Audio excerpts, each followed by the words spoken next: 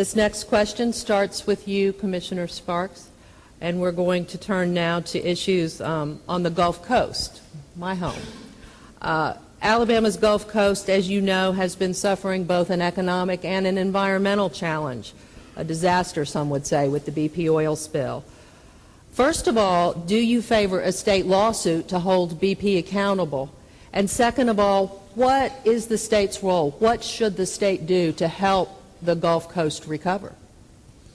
Well, I do think it's the state's role, and I think it's our responsibility to make sure that BP is held responsible for what they've done to the state of Alabama.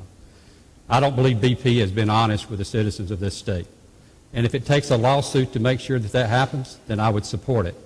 But I would hope that BP would step forward and quit and stop going to Texas hunting for judges.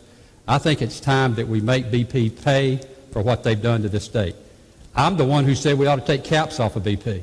There's not any caps on the number of jobs we lost in the Gulf Coast. There's not any caps on the environment that we lost on the Gulf Coast. There's not any caps on the number of people that's been put out of work. Then why should there be caps on BP? I can promise the people of Alabama that if I become the governor of this state, I will hold my foot on BP's neck until they make Alabama whole like it was before they got here. Dr. Bentley? Well, we have to look at two situations. First, we have to look at the private part where people have lost money, the tourism people, the fishermen. You have to look at that. And then you also have to look at how much money has been lost by the state as far as loss of revenue as far as taxes are concerned. So those are two separate things.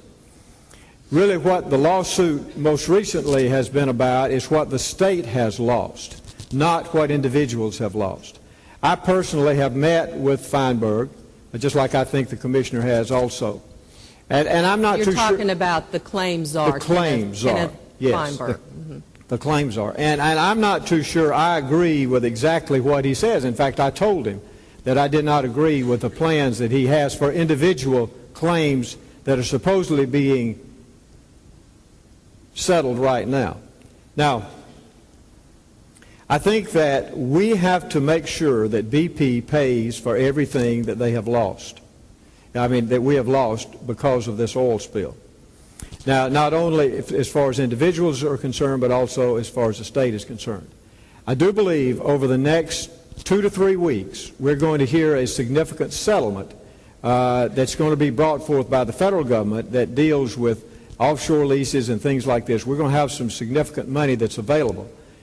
So whether or not a lawsuit is necessary, I have not made up my mind for sure yet. I want to look at it more carefully before we decide on that.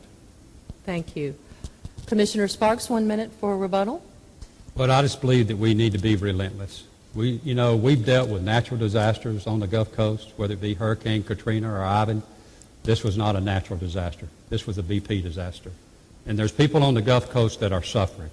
And it is the responsibility of the governor and the attorney general of this state to make sure that every business, every citizen, every fisherman, anyone that's been damaged in the state of Alabama because of what BP has done, they need to be held responsible, and then we need to pursue every avenue we possibly can to make them pay.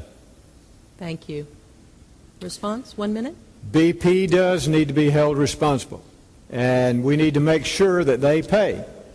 The problem is what they have designed at the present time has a cutoff time of 3 to 5 years. And so we have to make sure that we know what is going. We don't know what's going to happen 10 years down the way. We really don't.